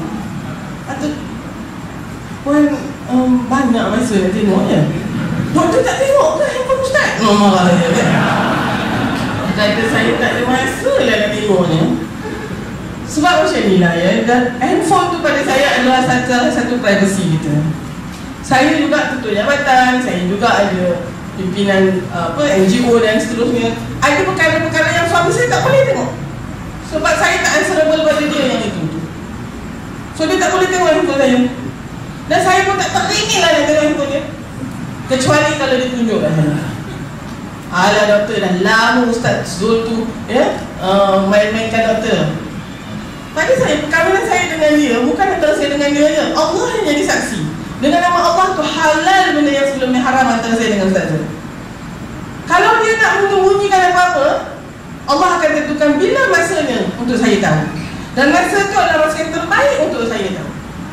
Itu sebab ada orang yang tahu keselingkuhan suami dia ni, ataupun kecurangan dia ni, bila suami tu dah mati, suami dah ke bumi dah, 6 feet under. Kita nangis-nangis ada dua lagi, nangis dah teruk lagi kita. Kacau ni. Apa datang lah kata, Kak minta maaf Kak, saya ni sebenarnya nombor 2. Kami dah kahwin 10 tahun dah, ni anak-anaknya. Betul. Masa tu apa kita nak buat? Nak korek kubur tu. Dah mati dah. Tu pada pandangan saya, minta maaf puan, bila masa kita akan tahu kecurangan suami kita tu, kalau dah dicurang, semuanya bergantung kepada keupayaan kita. Ada orang rupanya dia hanya mampu untuk tahu tu bila dekat kubur tu. Tak situ Allah begitu. Ada orang suami dia baru penyik mata dia dah tahu dah. Yang itu ikut julah rezeki you. Ada ada yang tengah-tengah tak tahu lah ya, baru tahu. So pada saya, kalau puan baru tahu hari ini, ya, janganlah kenapa ni tak kita tahu awal lagi. Sebab senang ni orang ni kata kalau bagi tahu kata memang tak dapat ni. Kan, tu tak ada bayar kan? Tak payah bagi tahu. Dia kahwin aja. Nanti kalau dia marah-marah dah tu okey lah tu. Tuan-tuan sampai hari ni je lah tuan-tuan ni. Yo. Minta maaf lah nak katakan siapa yang ambil advice tu kan, you all memang tak baik lah kan. Kita dah bagi trust kita tu ya. Ya, kenapa curang banyak satu lah. Jatuh cinta ya. Bodoh lah orang tua-tua jatuh cinta balik ni. Tapi nak buat macam mana? Dulu waktu yang ni tak cinta, yang ni baru cinta. Kadang tu dia tak mau cerita ya. Lepas tu faktor pendorong atau push factor ni tu adanya hubungan dingin pula dengan pasangan. Kebosanan. Saya kan bab kebosanan ni saya rasa dari something yang patut lihat keluar topik hari ni. Tapi itu antara perkara yang harus kita ni. Pengaruh media. Apa pengaruh media? Kita tengok sekali kalau dia cerita-cerita tu mesti ada affair, suami isteri, affair orang lain ke, I don't know lah ya. But itu semua bukan bahagia lah ya. Ini satu isu lagi sekarang untuk adik-adik saya yang muda-muda especially. Apa yang saya bincang-bincangkan ni adalah something yang boleh menggugat kebahagiaan orang lah ya. Antara kita ni ada yang bekerja, mungkin isteri banyak lagi gajinya ya, okay. Ataupun suami sebenarnya banyak lagi tapi suami ni freelance. So duit dia pun freelance lah. Waktu kerja dia pun freelance. Saya suka ya orang yang bekerja sendiri ni, Masya Allah. Cumanya untuk awal perkahwinan ni, you all really can need to sort this thing out ya. Bila nanti nak beli rumah, beli kereta, di sisi kewangan dia nak payslip. So cik abang ni freelance, dia tak ada pula payslipnya. Jadinya yang ada payslip isterinya. Jadi isteri lah nama semua, kereta pun nama dia pun semua lah. Kita nak beritahu kat cik abang, kita ni kan software kita ni, apabila Allah kata ar-rijal qawwamun 'ala nisa ya, surah An-Nisa ayat 24 tu, sebenarnya Allah mengatakan, Allah menjadikan kita wired for that ya, software yang ada kita. Orang lelaki dia memang kena menjaga, tuan-tuan memang kena menjaga keluarga. Minta maaf saya kata, itu harga diri tuan-tuan. Kita pula perempuan memang kena disaga. Itu software kita. Nah, katalah dalam suasana ekonomi macam ni, suami kita tak dapat kerja, kita bolehlah menjaga. Bukan kita tak boleh saga diri kita ni, tapi dari sudut fitrahnya, kita lah yang mengandung, kita lah yang melahirkan. Dan mengandung tu kena beranak pula kan. Bukan yang mengandung abang yang beranak. Tak boleh. Tak boleh. Kalau boleh lagi best. Yes, sekali lagi ya? Dan lepas tu kita juga menyusukan. Walaupun suami kita ni ada dia punya memory gland, tapi dia tak boleh develop untuk jadikan susu. Jadi untuk 3 tugas ni, Allah kata cari makan untuk kita tu suami. Itu harga diri dia. Itu fitrah. Kalau perempuan baca buku saya nanti, itu benteng fitrah. You must keep to that. So dalam suasana yang begini, sebenarnya perempuan bila menyara keluarga is temporary ya. Tapi kita ni pula jenis, tak ada, saya lah wanita solehah kan, tak apa biar saya pergi semua. Berapa lama boleh tahan macam tu? Saya rasa tak lama, setahun cukup. Lepas tu mulalah rasa, aku ni nama je kahwin tapi semua ya. Ada bila pregnant untuk dah tahan, hempas badan kat situ, kat kursi tu, doktor macam ni lah kita mengandung kita, beranak kita ya. Cari makan pun kita. Nanti suami puan, alah kalau suami saya makan pasir lah saya ni kata. Tak berasap dapur saya tu. Dapur puan pakai dapur kayu ni. Itu pasal apa macam tu kan? Memang malas suami saya ni. Oi. Dan masa tu saya dengar, ya Allah, tak ada kata yang baik mengenai suami dia tu. Kan? Jadi dalam konteks ini ya, saya kena tanyalah agak ni kita ni kalau nak menyara keluarga jangan lama-lama sangat. Bukan kita tak, software kita tak macam tu. Saya kata mungkin setahun kan, dekat UM barunya ada orang kata, Prof, 3 bulan cukup. 3 bulan cukup dia kata. Lepas tu dia start ya, ada hari tu saya masa deal ni, dia memang datang. Lepas dengan camat saya tu dia datang. Agaknya betul lah Prof itu. Saya kat suami isteri ni, dia bayar rumah, bayar kereta, lepas tu habis dah.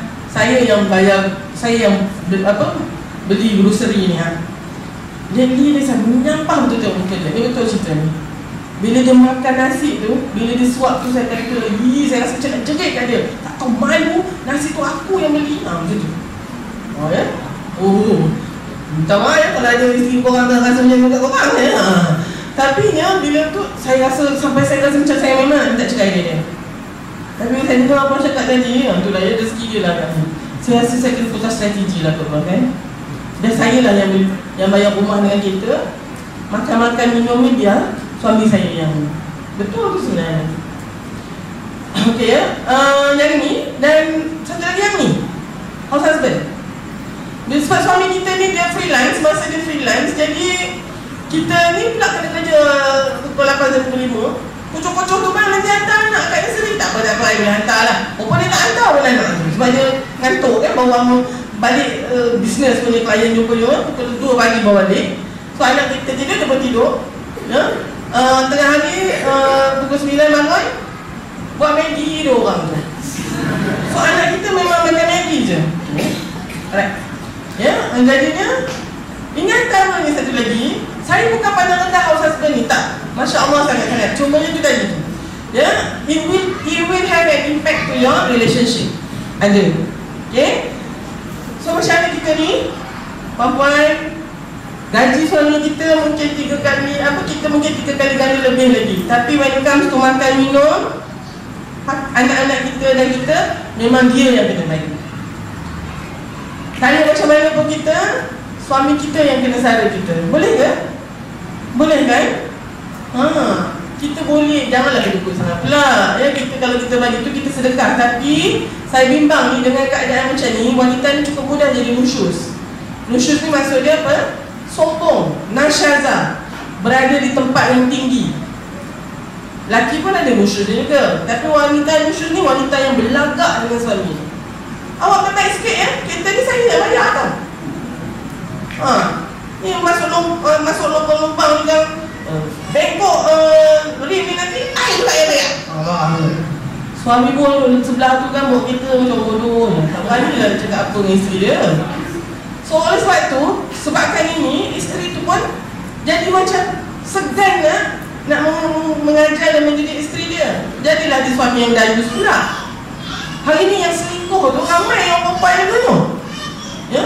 Pasal apa lah I jumpa husband I yang tak guna tu, I patut jumpa you dulu. Macam tu.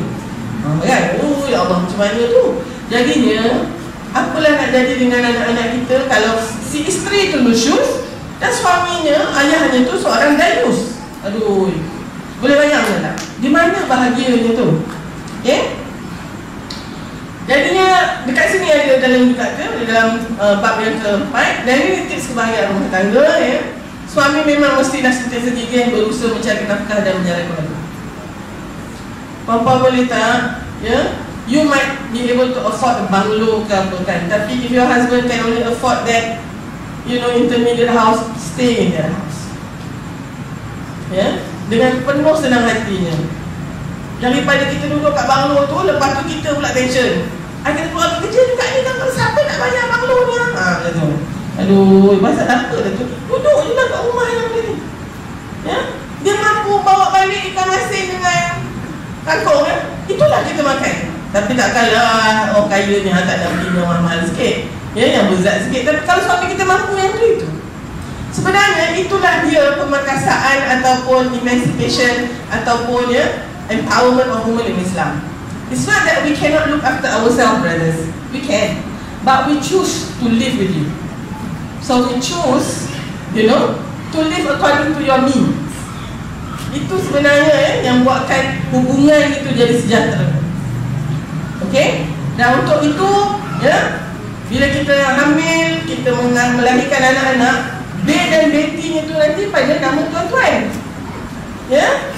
Nasab keturunan itu disabitkan kepada tuan-tuan. Kami ni tak ada pun nanti tu nanti. Wahai Halimah Halizah binti Hajar binti Ramlah, itu baru malah orang tahu mak saya nama Ramlah kan. Itu pun saya dah tak ada dah. Talqin orang Melayu ni. Masa anak tu hidup, nama mak ni langsung tak pernah disebut. They are named after you. Ya? ya, brothers, tuan-tuan. Dan untuk kami, anak itu dibina-bintikan tuan-tuan, insya-Allah kami jaga kehormatan kami ni. Tadi tu keturunan bangga tu kita jaga. Kalau ikutkan nafsu haiwan mamalia ni, ni dekat lalah ni saya kunci dengan ni. Kita sebenarnya mamalia ni tak puas dengan satu pasangan saja. Mamalia ni dia memang haiwan yang perlukan lebih daripada satu pasangan, baik jantan dan betina. Ya. Oleh sebab tu kalau orang lelaki kata, oh nafsu saya, orang lelaki, kita minta maaf kalau kita berbincang dari konteks nafsu, kami pun ada nafsu dulu. Ya, kalau ikutkan kita pun jemu juga seorang kalau ikutkan. Tapi Allah takdirkan sebab kita yang menjaga nasab keturunan manusia, Allah letakkan malu, Allah letakkan kesetiaan, Allah letakkan kasih sayang yang kadang-kadang proportion dia memang proportion yang gila lah. Setia benar lah dengan orang lelaki ni, ya. Itu sebabnya bila tuan-tuan tak hargai yang tu, aduh ya.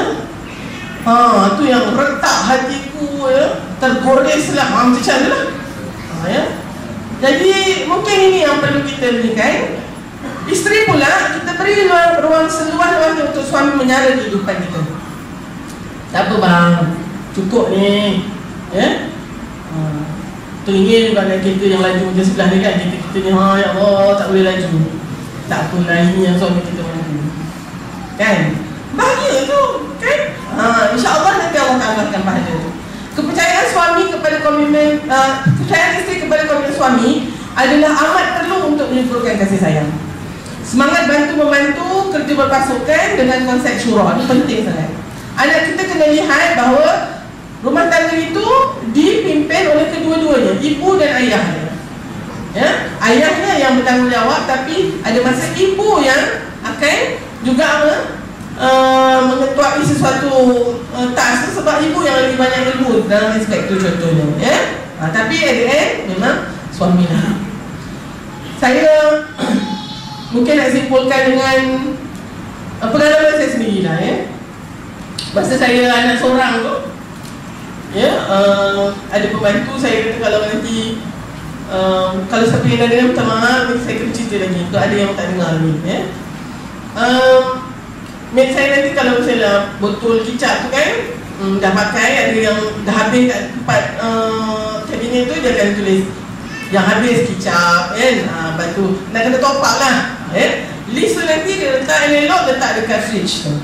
Dan saya pula, seronok benar shopping ni. Letak je mesti saya ambil. Letak je saya ambil. Besok dah beli lah, kan. Mak saya tu yang penting, mak kita kena ada duduk dalam rumah tengok-tengok kita ni. Ya. Mak saya tengok je kan, dia panggil saya. List-list barang ni yang kena beli Zul. Zul dia tak apa, susah dia kan. Susah-susah sangat. Tak apa, biar saya yang beli. Dia tak kira lah, susah macam mana pun dia yang kena beli. Okey lah. So saya pun macam mana nak suruh dia, ya. Saya letakkan list tu betul-betul kat fridge tu. Kalau dia buka fridge tu mesti kena batang hidung dia. Ya, betul-betul lah kat depan tu. 3 hari, 3 malam, list tu kat situ lagi. Saya dah berani lah. Maknanya suami saya ni dah spoil lah. Saya yang spoilkan dia. Dia tak terasa tu tanggungjawab dia. Jadi make saya dah panik lah, ya. Saya kata okey gini. Sebab yang balik tu Ustaz suruh dulu. Dia balik pukul 3, saya balik pukul 5, ya. Tu pun selalu dia bagi kita orang rumah. Kalau ikutkan dia yang bayar lagi 2 rumah, ya. Habis tu kata Nington cakap kat Ustaz, akak tak sempat beli. Okey. So true enough, petang tu saya tengok semua dah siap. Dia ambil tu dan dia beli. Alhamdulillah suami saya ni jenis orang yang pandai nak beli. Kalau misalnya tuan-tuan yang ada yang tak berapa pandai membeli, ajarkan, senang. Kalau tak apa, boleh bawa kami, tapi nanti dekat bayar tu kita hilang. Biar dia yang bayar. Boleh juga kena macam tu. Jadinya bila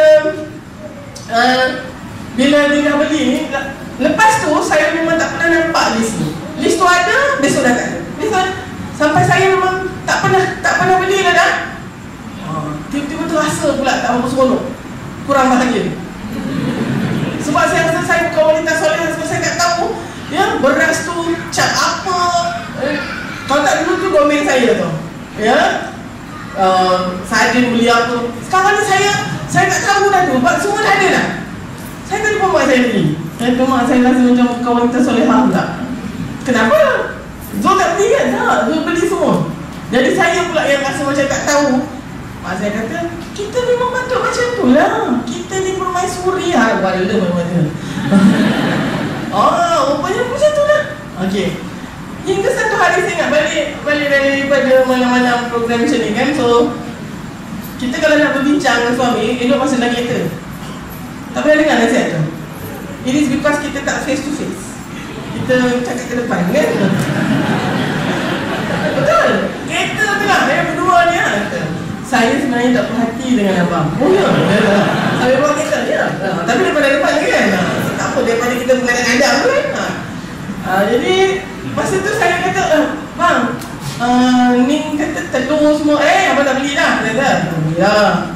Telur tu yang satu tray tu yang grade A tu kan. Beras, beras dah dua-dua dah. Yang wangi ada, yang tak wangi ada. Kita campur. Kalau tak kan lembik sangat. Orang pandai kan, orang baling ni. Okay. Lepas tu masa saya tengok dia di bawah malam lampu jalan tu, saya nampak muka dia punyalah puas ya. Nampak kebahagiaan tu menyara Dr. Halina ni ya. Dan masa tu bila saya tengok, saya tu Masya Allah, saya dah ambil ni rasa puas menyara isteri dan anak ni dari lama dah. Dan saya takkan ambil lagi. Itu agaknya adalah mungkin 14 tahun yang lepas. Sampai sekarang saya tak ambil balik ya. Ikut dia lah. Kadang tu sampai kicap tu sampai 3 botol dia beli. Sebabnya dia tak ingat kicap yang warna merah ke yang hijau ke. Dia beli yang 3-3. Tak apalah tu ya? Cuma kita kena educate lah. Yang manis bang kata tak bersedap lah. Sebab dia manis sama juga ya. Lepas tu dia ingat lah ya. Tapi janganlah kritik dia. Kita ni tak habis kritik. Macam ni je. Janganlah eleh-eleh tu ya. Kita alhamdulillah seronok. Dan kita nampak sebenarnya kebahagiaan kita letaknya pada kebahagiaan yang seorang lagi tu. Kalau seorang tu bahagia, kita pun bahagia.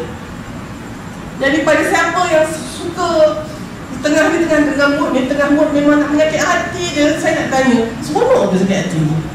Buat saya bro. Lepas tu sedih lah tapi buat hati saya. Kenapa? Jadi agaknya kena banyak macam tu. Kena banyak kita melihat kebaikan orang tu daripada keburukan ya. Okey, saya berhenti kat situ.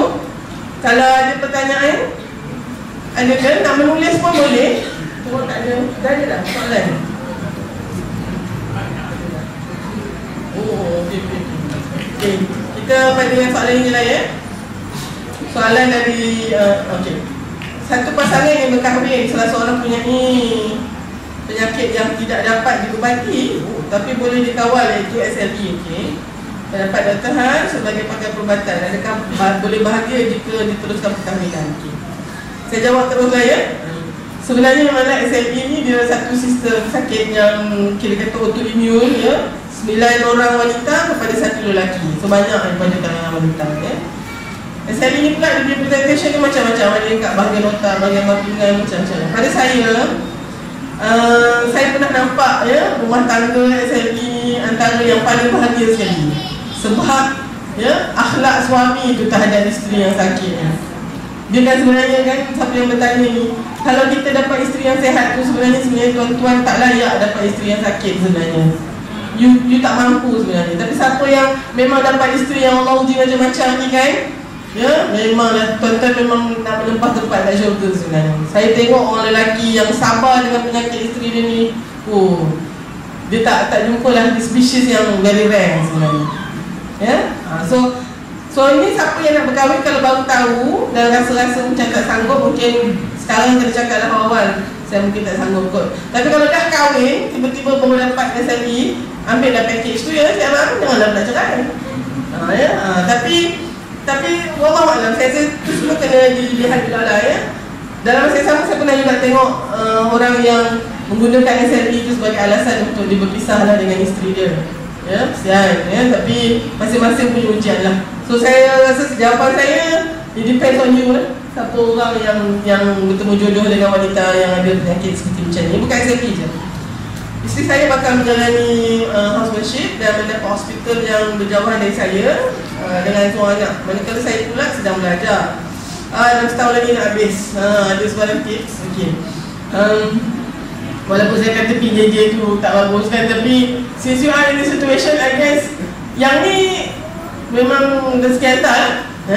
Ini memang meant to be for you and I think you can handle this. Cumanya, the tahap aside, you need a lot of support.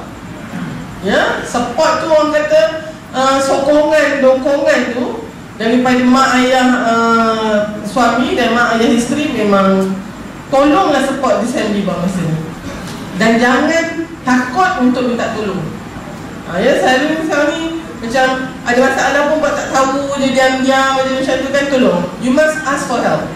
Okay? Jadi mungkin masa waktu belajar dan isteri yang houseman ni memanglah masa houseman ni memang masanya tu memang amat terbatas. Jadi mungkin anak ni yang seorang ni kenalah mak mentua, mak kena tolong jagakan dulu. Tapi saya nak pesan kat isteri yang makan jadi houseman ni, tolong ada contraception, because the last thing you need is to have another pregnancy. Ni doktor marah betul kalau pregnant. Bukan tak ada. Itu yang kadang saya pelik ni. Kita ada kaedah tu, dan ada ni. So you really have to plan your family. If you are pregnant during this time, your housemanship is going to be extended. Satu. Dan ada pregnancy tu. Dia memang tak boleh menyambil pregnant ni. So siapa yang rasa I boleh pregnant je buat juga housemanship tu, I think you are overestimating yourself. So tolonglah ini saya tak ada yang nak compromise dalam konteks ni. I don't think you can have another baby during this time. Kalau dapat juga bro macam mana, memang rezeki kau lah. Pada umur berapa tahun perlu dihasilkan tempat tidur anak dengan ibu bapa? Apa yang dimasukkan? Hasil katil saja ke hasil bilik? Okey lah. Okey. Dia kan tadi tu Mumayyiz tadi. Mumayyiz ni kan dia bergantung kepada kematangan anak tu sebenarnya. Tapi kalau dia dah ada rasa malu-malu, tengok adik dia pun yang malu dah tu, dia dah ada rasa dah. Dan dah ada yang tu. Pada saya tu sebabnya dalam rumah tangga, dalam rumah orang Islam kata ada 3 bilik. Satu bilik mak dengan ayah, satu bilik anak perempuan, satu bilik anak lelaki. Supaya tidaklah berlaku sumpah mahram dan seterusnya. Pada saya kalau anak kecil-kecil, siapa yang bertanya ni, bukannya asing bilik lah. Kita ni tak pula macam orang putih, duduk asing bilik letak intercom tu kan, yang boleh tunangan mau kita pergi. Tak apalah, duduk dalam bilik boleh, tapi separate. Maknanya you husband and wife ni duduk atas katil tu, dan ada krip ke, atau sekarang dia tu kan letak tu kat bawah tu, biar ada berguling sampai kat mana ke. Tapi jangan kacau tempat you dengan suami isteri tu. Okay. Konteks priority suami, case study. Okay. Suami asal dari keluarga susah, right? Suami perlu beri nafkah kepada isteri dalam masa sama. Suami perlu bantu kewangan keluarga. Mana priority? Okay. Pada saya, perkara ni sebenarnya dia temporary. Maknanya dia ada ikut keperluan lah. Saya sebagai isteri ni, mungkin pengalaman saya sendiri kan, masa kami mula-mula kerja semua tu, saya rasa orang lelaki ni, dia tak macam orang perempuan mungkin taklah semua, tapi orang perempuan ni, tuan-tuan, kalau kita dapat gaji je, yang antara first kita bagi mak kita atau bapak kita put aside dulu.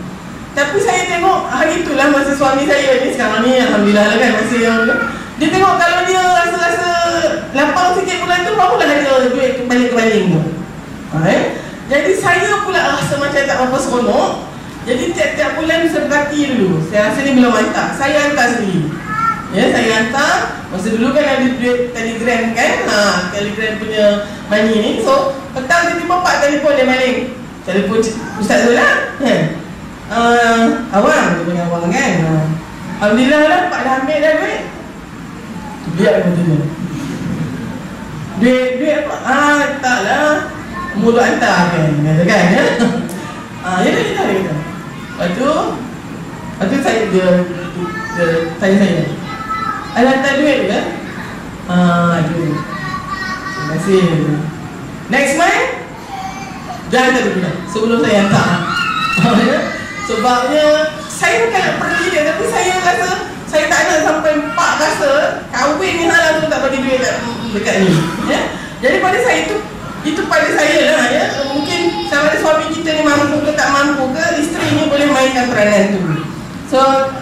tanya ni, siapa yang ni suami pun yang tanya kan?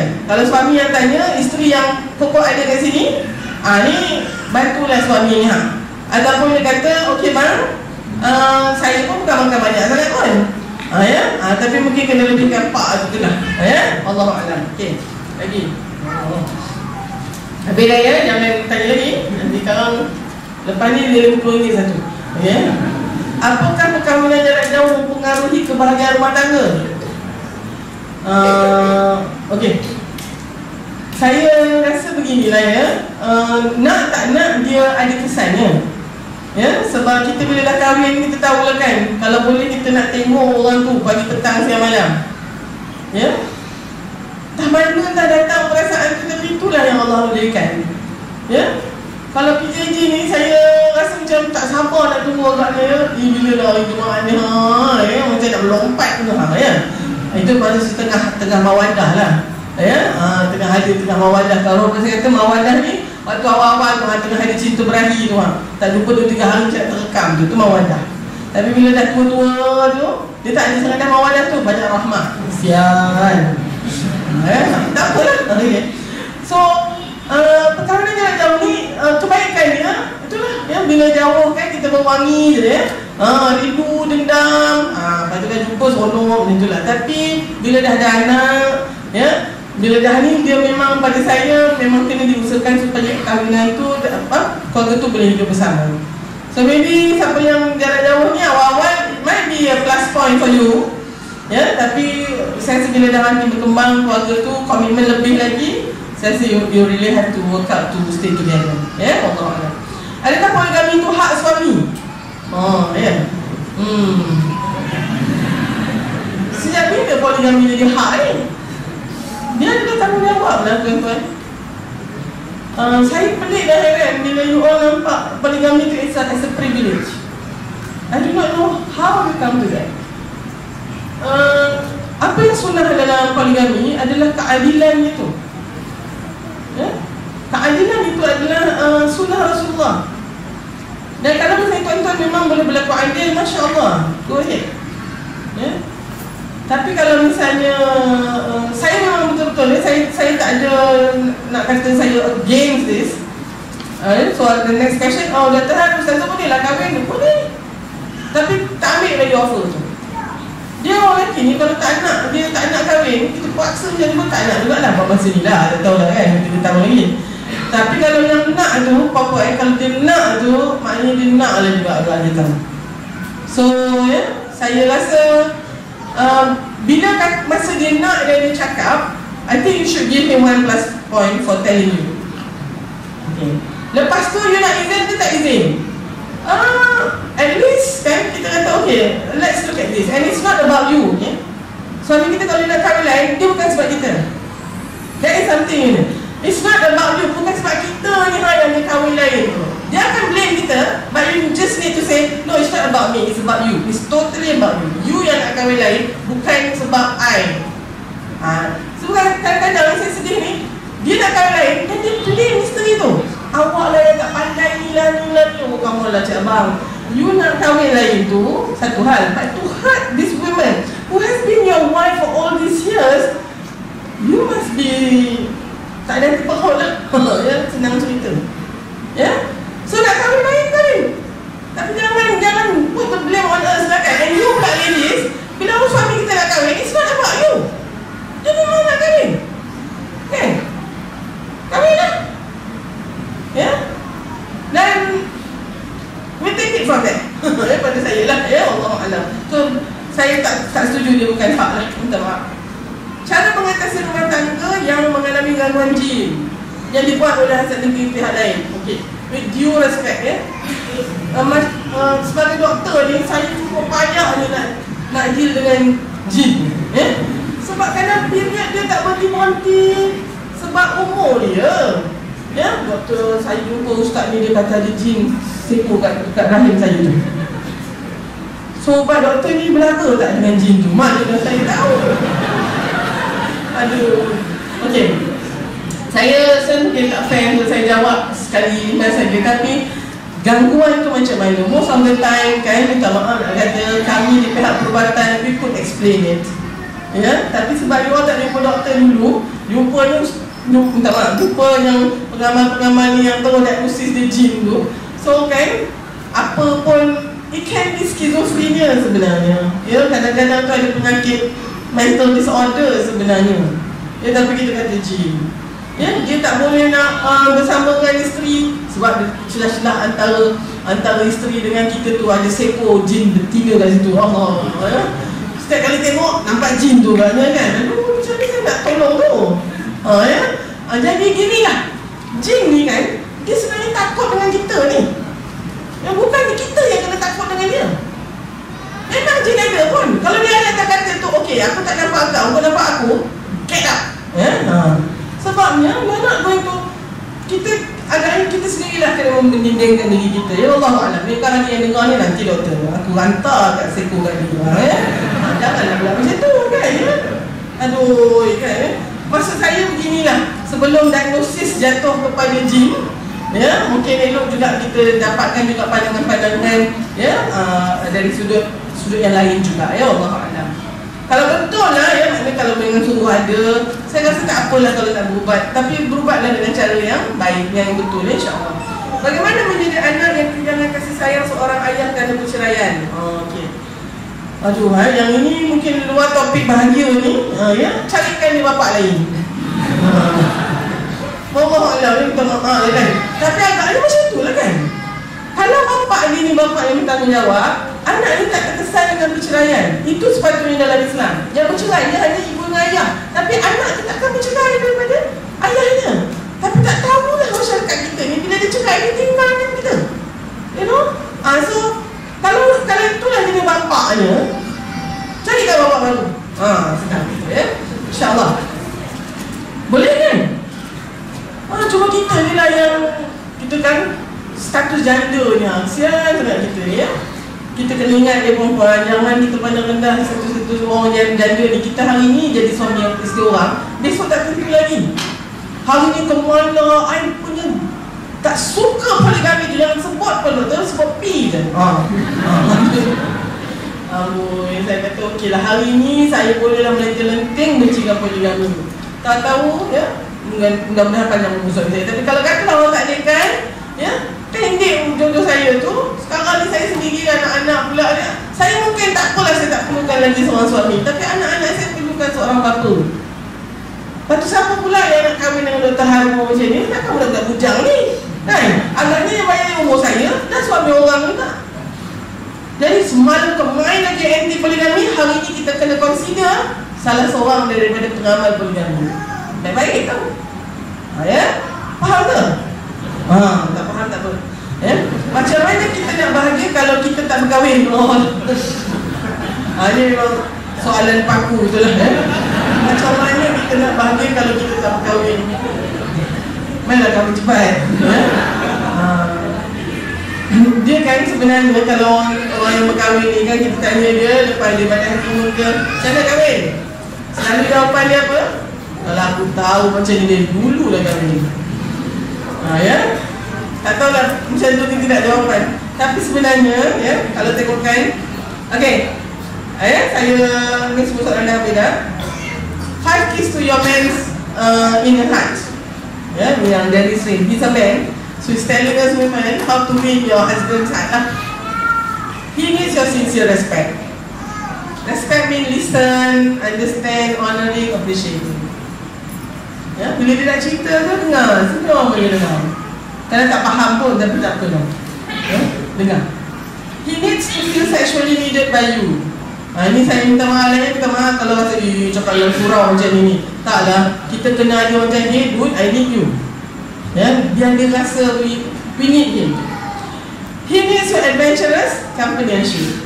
Ya, kadang suami kita ni kebetulan dia suka memancing, suka berbasikal, kita pun kena pandai-pandai lah sekali. Ya, ikut aja. Okay? He needs you to grant him sexual satisfaction. When he initiate, do not reject.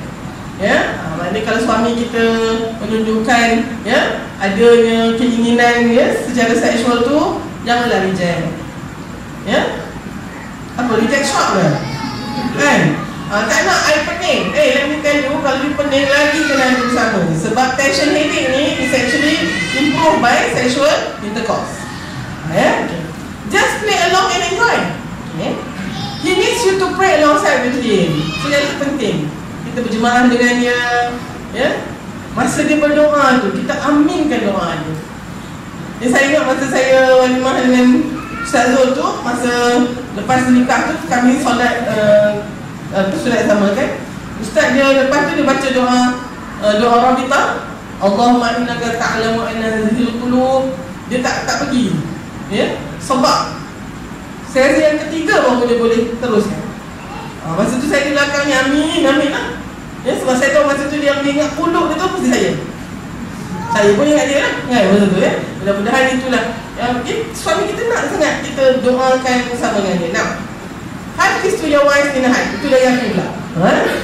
Ini nak bagi pada suami. She needs you to express your love through words and action.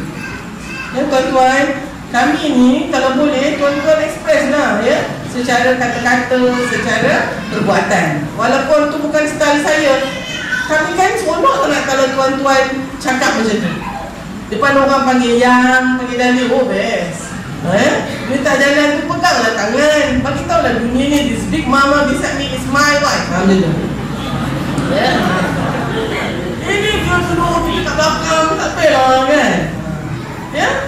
So express your love tu. Bagi tahu orang ni lah ada cahaya inilah suri rumah I, penyeri hidup I selama ni. Kalau tak ada dia ni macam mana lah, I pun tak tahu. Kita nak dengar lah orang cakap macam tu. Okay. She needs you to lead her during daily prayers. Dia lah tahu solat mesti dekat wadah ni, tapi ada masa-masa lagi lah solat dekat rumah jadi imam. Sebabnya kita perlukan pertolongan Allah untuk stay committed together. She needs you to share the hardship of pregnancy, labor pain and breastfeeding. Please appreciate semua ni. Tuan-tuan ingat senang lah pregnant ni. Saya rasa kalau tuan-tuan pregnant, mungkin sekejap je kot.